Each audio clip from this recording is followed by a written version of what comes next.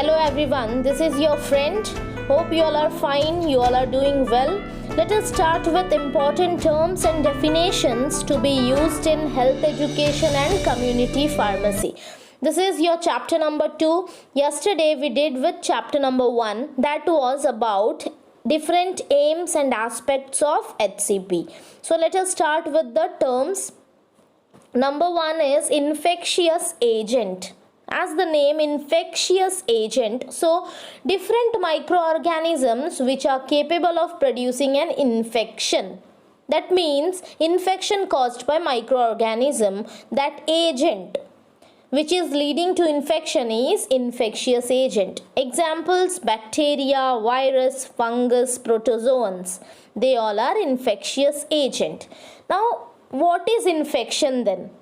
So it is entry and development of an infectious agent. That means if a bacteria or a virus, fungus enters our body and it gets developed and it finds a place to we can say spread in our body, that is infection. Next is about infectious disease. So it is disease that results from infection. Prolonged infection leads to disease. So disease resulting from infection is infectious disease, such as flu. Now the fourth is infestation. It is presence of parasite either on the surface or in tissue. Now, to understand infestation, first we should know the meaning of parasite. So parasite is any organism which obtain nourishment and shelter on another organism. That means organism living on another organism, that is parasite. So here the example of the we can say infection is infestation is roundworm infestation. Roundworm infestation can be easily treated. So that is the example of infestation. Let us move to the fifth one, that is contagious. This is done now. Contagious disease. Contagious disease is transmitted from one individual to the other by direct contact.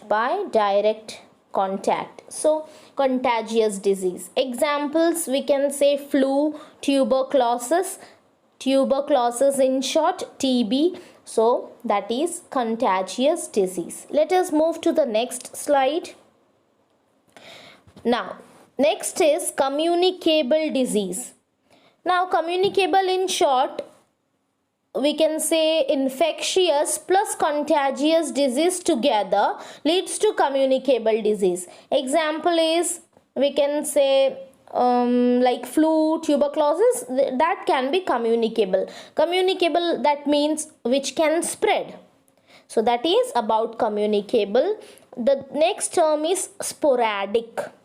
Now sporadic is what? It is the occasional occurrence of a disease in a few individual or in scattered or isolated areas.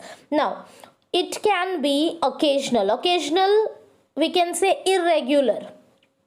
This sporadic kind of disease is irregular and it takes place in a scattered or isolated areas. Example is tetanus, plague, rabies. So this is sporadic. Again tetanus, plague and rabies. So this is about sporadic. Next is endemic. So the disease which is restricted to a particular area in a relatively low level but throughout the year. The disease is present throughout the year but very low level, that is endemic. And example is malaria, chicken pox. So this is the example.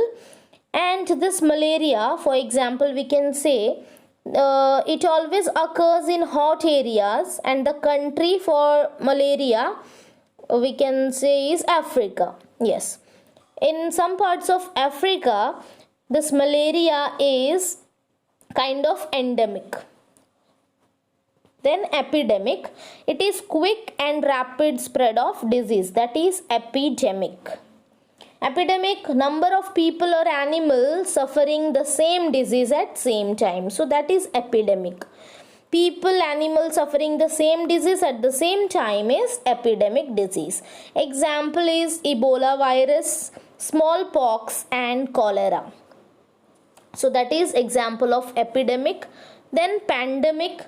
Pandemic is, it is disease which spread from one country to the other in a short time or occurs in different countries at the same time. So that is pandemic, and example we can say polio, flu, plagues. So this is the example of pandemic. Just remember the terms, and as it is you should write it in your exams. Let us move to the next. Next is zoonotic. Zoonotic is infectious disease of animals affects human beings. Zoonotic, as the name zoonotic. Zoonotic. Zoo is related to the animals. So it is infectious disease which spreads from animals and affects human beings. Example we can say is bird flu and animal flu. There are many other, but these two examples you should remember. Then what are carriers? The meaning of carriers, it is very simple. Here infectious agents are there. I mean, it is present in the individual, but that individual does not show any kind of, we can say, symptoms.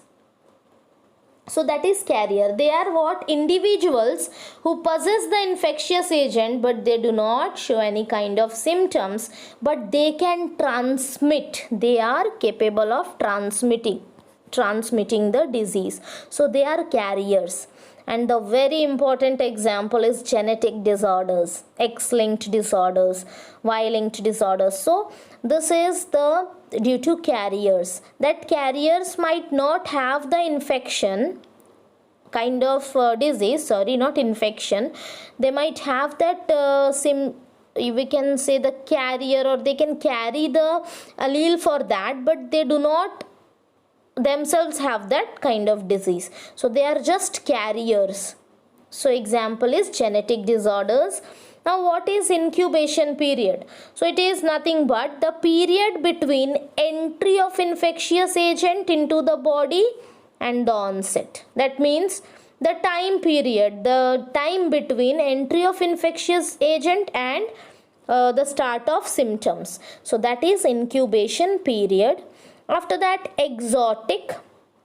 This disease we can say while we travel in another country, so that time we can get this kind of disease. So that is exotic. As written, introduced from a foreign land. Example is Ebola, we can say example for exotic. Now epizootic. This is epidemic in animals. So epizootic is the epidemic occurring in animals. Example is Q fever, and that occurs in cattle. That means sheep, goat, all that. So that kind of disease occurs in cattle. That disease is known as Q fever. Q fever. So that is epizootic. Let us move to the next.